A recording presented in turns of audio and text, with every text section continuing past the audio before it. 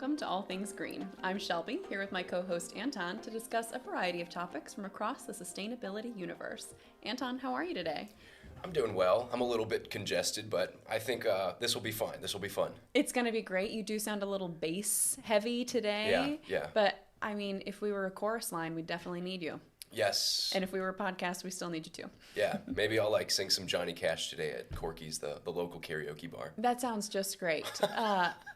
I wanted to start today with a little bit of an update. Do you remember a few weeks ago we talked about that court case in Montana? Do you remember this case? Oh yeah, the young people, yeah. Yes. Young people sued starting in 2020 on behalf of their futures. They said that the state constitution of Montana guaranteed them the right to a clean and healthy environment. But at the time, Montana had in their policies that in cases of oil and gas, fossil fuel industries, they weren't allowed to take carbon emissions into account when they were making decisions about development deals, etc.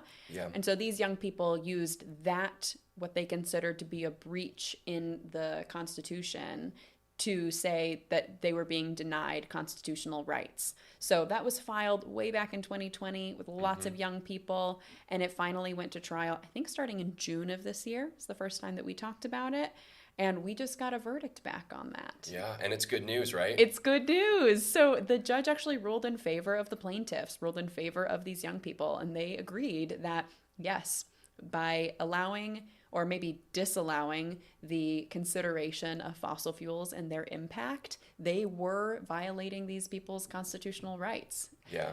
I think that's pretty good news, and so does one of the attorneys on the case. And I want to quote something that they said while they were talking to media about the win. They called it a game changer that marks a turning point in this generation's efforts to save the planet. Yeah. I mean, that's a really huge victory. It's a huge victory. I'm looking forward to more of those huge victories, right? Yeah, absolutely. And the little ones too, right? Yeah, and speaking of little ones, you want to talk about bugs today? Yes, absolutely. I've been waiting for a good insect episode. Me too. Sorry I'm wearing a dog. You know, that's a little bit different on my t-shirt, I should say. Sorry, I'm not wearing any bugs either. But you know what? You've got kind of pollinators going on. You've got flowers and bugs like that. So what's your general impression when you think about a bug? Like, what bugs come to mind? How do you feel about them? Yeah. Well, there's like so many bugs, right? So like butterflies, pure beauty. Absolutely. Dragonflies are like the cool, like the jocks of the bug kingdom. That's my mom's favorite. I'll have to tell her that she's like the jock of the bug kingdom. And then like those really creepy ones, like the centipedes. You know, those are bad news. Yeah. I mean, they're actually good news, but good news for the ecosystem. Yeah. But you're right. If one ran across my foot, I wouldn't be excited about it. No. When I lived in Austin, Texas, I lived in this pretty gross apartment for a short period of time. It was a ground floor apartment. I kept it as clean as a person possibly can, but it's hot. It's the climate. I got a lot of roaches. And so my impression of bugs,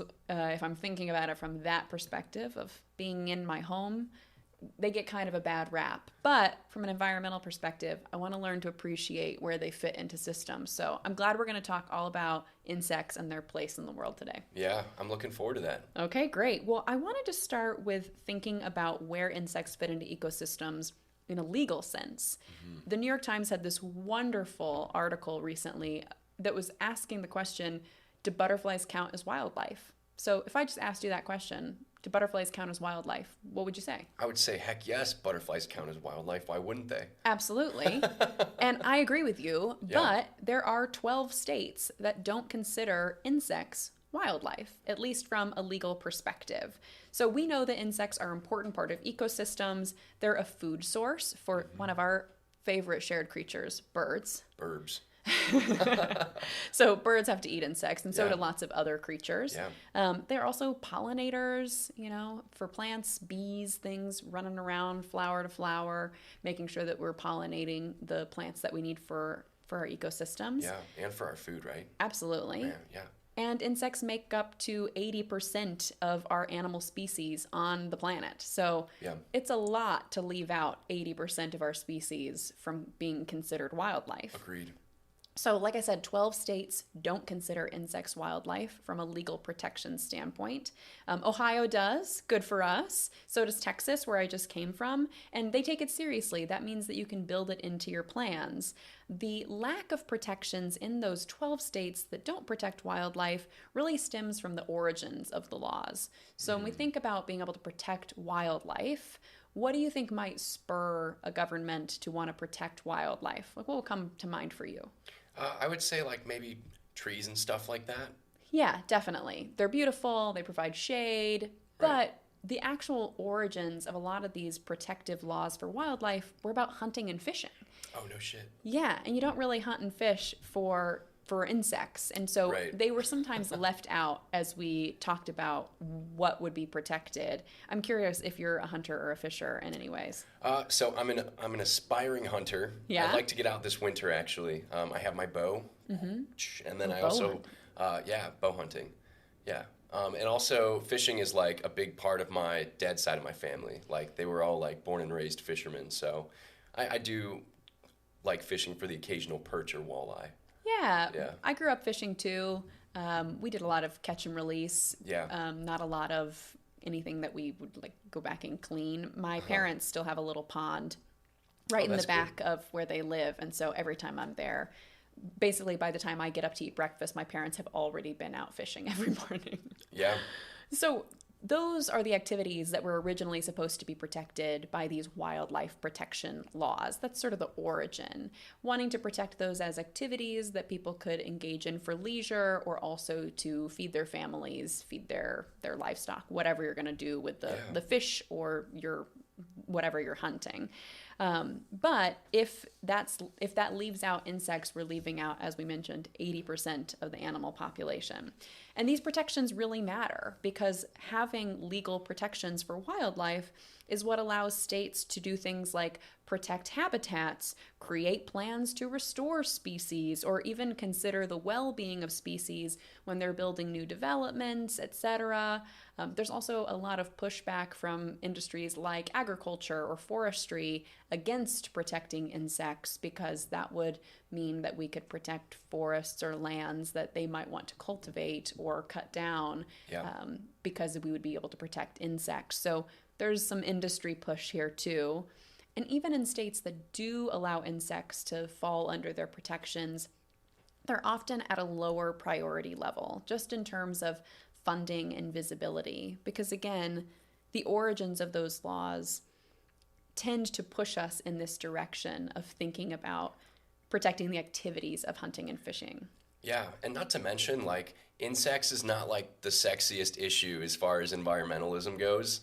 Like, you see a push for, like, monarch butterflies because they're beautiful Yes. and they're migratory, and a lot of people get to see them, you know, north to south parts of the state. But, like, I don't know, if you're just talking about, like, little larvae in a pond somewhere, like, people don't get excited about that. Yeah, definitely. We like things that are aesthetically pleasing. And Charismatic, I think, is the Absolutely. word that a lot of environmentalists use. You that's know? why you're here.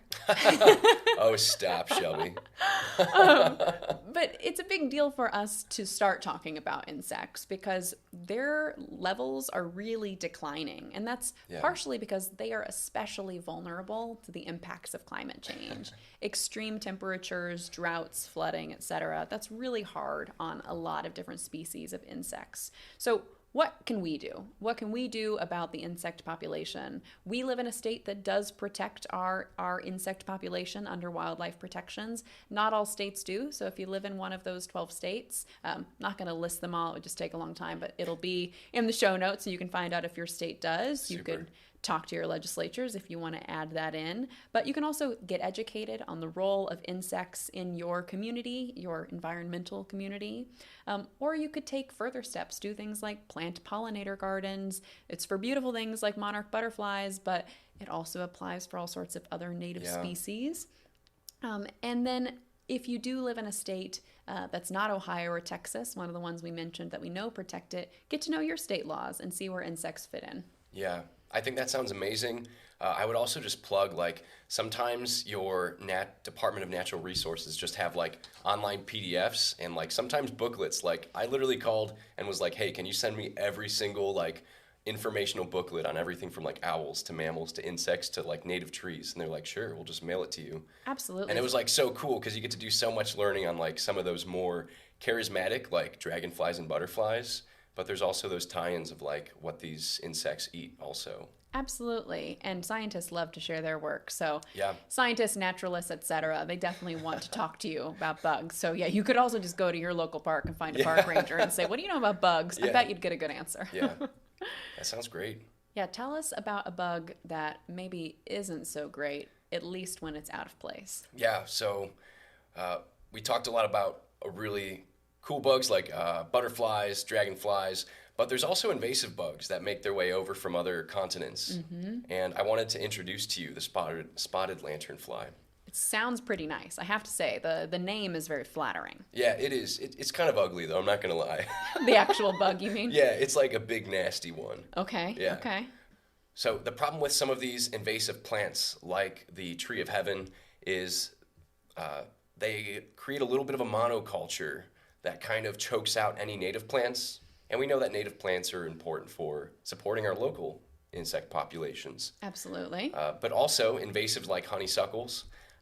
Don't tell me. Honeysuckles are so pretty. Yeah, honeysuckles. There's a non-native honeysuckle that's very prominent here in Ohio. Okay. And they smell really floral. You probably smell it walking in the parks. Yeah, But I they probably actually love it. Yeah. And now I will reject it wholeheartedly. Well, you can still appreciate it, but just know that it has to be pulled out and dealt with. Okay.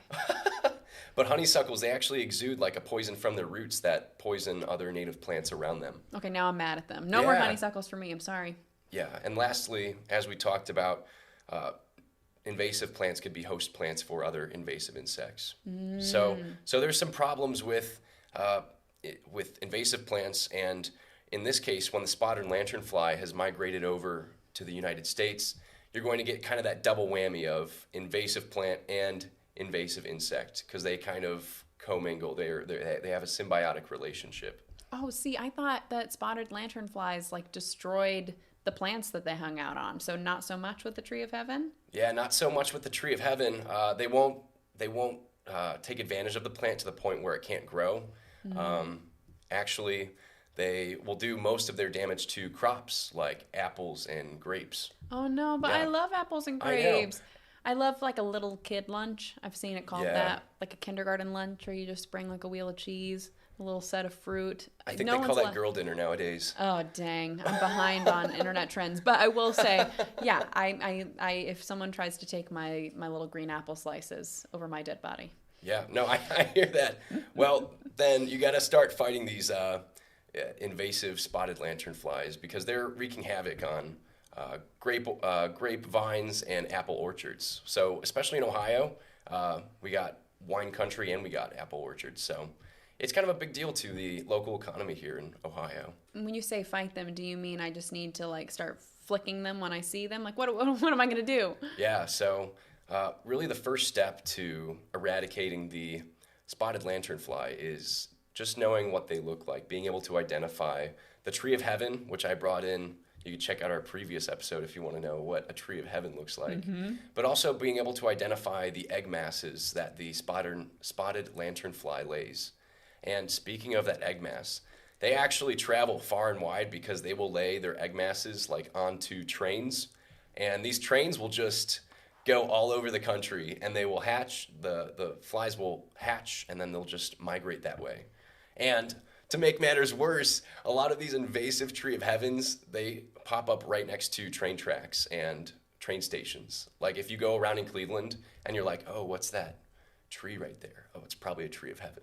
It's the worst. It's like, it's terrible. Lose, lose, lose situation. Yeah, bad news Anton today. Yeah. Okay, what's my good news here? But we have good news. There are solutions that we can do. Okay. It would be really awesome if people were to reach out to their elected officials and educate them about this. I think a lot of elected officials would care about eradicating invasive insects and trees and replanting with something that's native and ornamental and beautiful.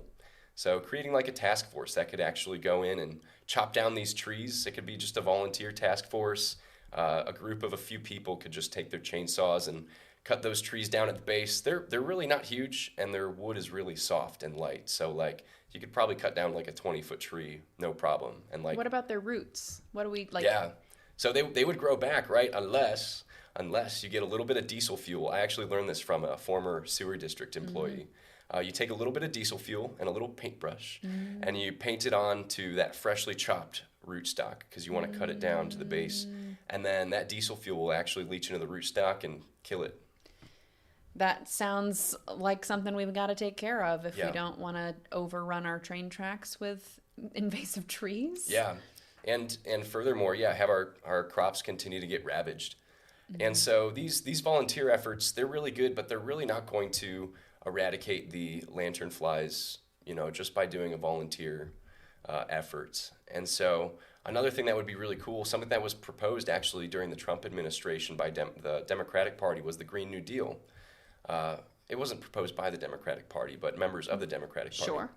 And this would create a lot of jobs, just creating jobs, being able to cut down invasives, deal with invasives in a healthy way, but also be planting new natives that would make sure that they don't allow new invasives to come in. If we have a dense planting of natives, then we won't be able to see all these invasives coming in the first place. Yeah, green careers. We'll love to see Green it. careers, right? So to summarize, be able to identify those egg masses, the trees, talk to your local elected officials on getting a task force to cut down these trees in invasive spaces.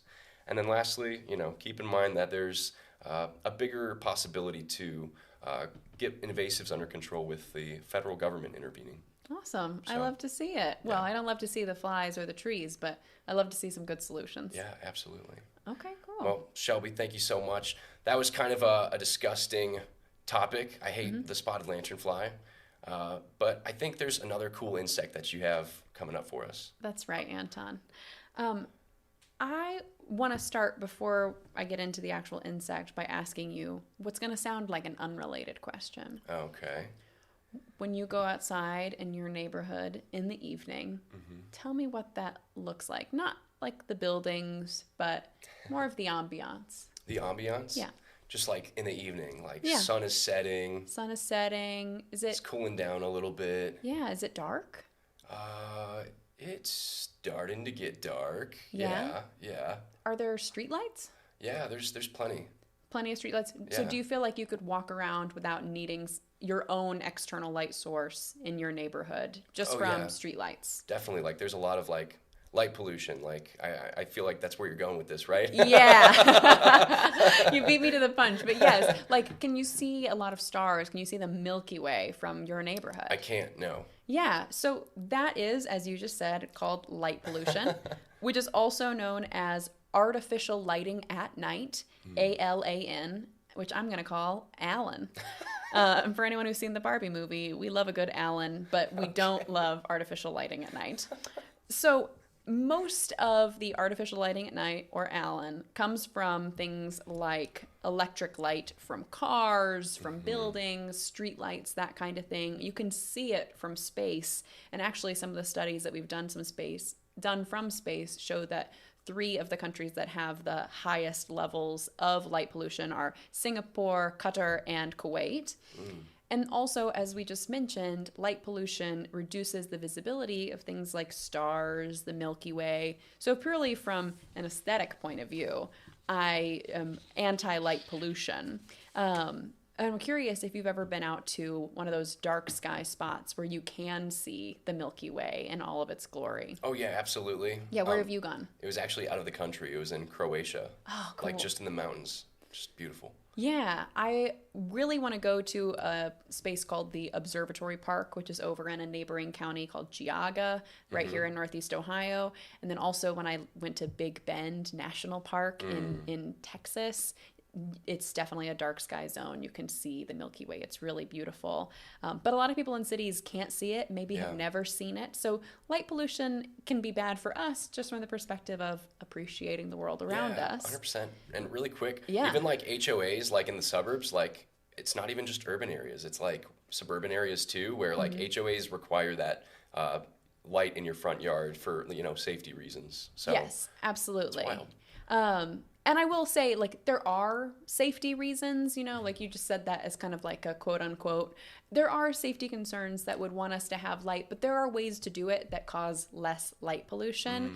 The directionality of the light makes a difference. So lights that are like totally uncovered produce more light pollution than a light that's facing only the ground in a small area that still allows someone who's walking. I'm a woman. I do a lot of running.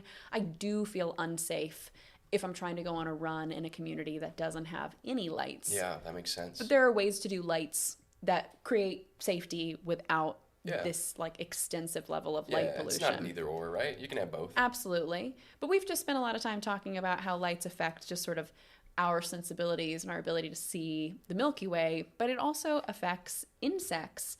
It messes with our circadian rhythms as people, that the light is changing like the way that our melatonin processes in our bodies in response to light, but it does it to animals too. And one example of that, to bring it back around to insects, is glowworms. Have you ever heard of glowworms? I think I may have seen one in Washington, D.C. before. Okay, what did it look like?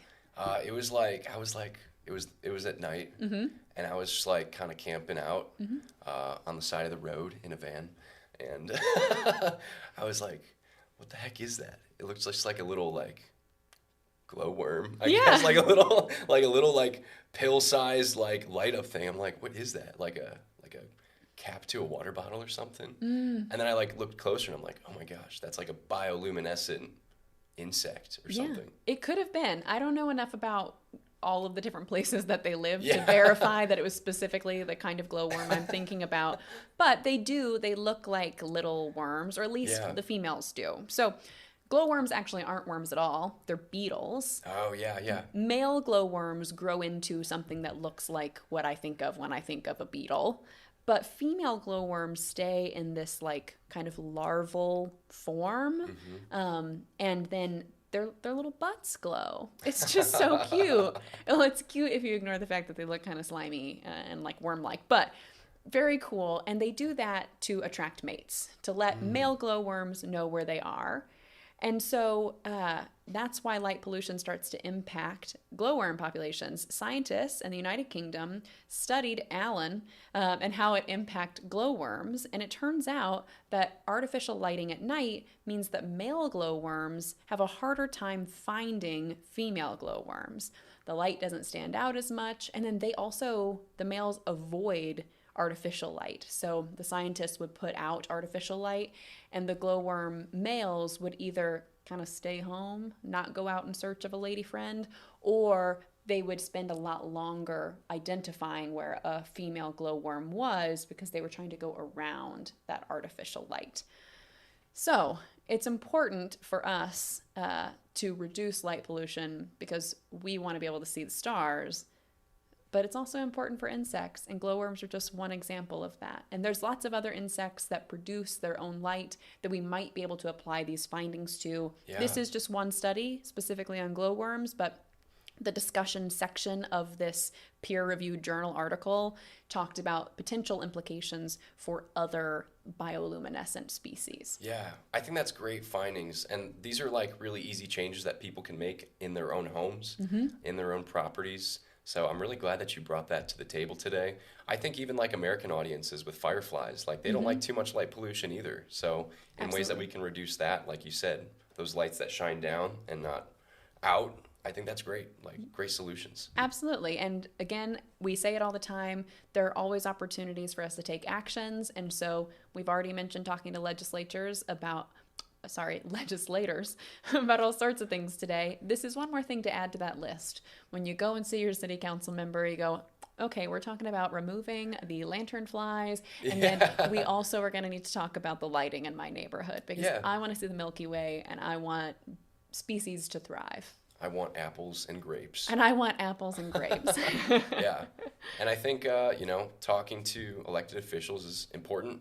It's not as daunting as it seems either. I mean, honestly, just call them up. They're normal people that work for you, so. Absolutely, they are. Absolutely, they are. Well, thanks so much for talking all things green and buggy with me today. Thank you, Shelby. How about you tell everybody how we can keep up to date with us? Absolutely. If you'd like to stay connected to us, be sure to follow us on Instagram and TikTok at One Planet Media. That's ONE1. And if you'd like to rewatch full episodes, check out our YouTube channel, All Things Green Show. You can find all of our sources from today's episode in our show notes. We'll be back at the same time next week. Thank you for being a part of the global sustainability.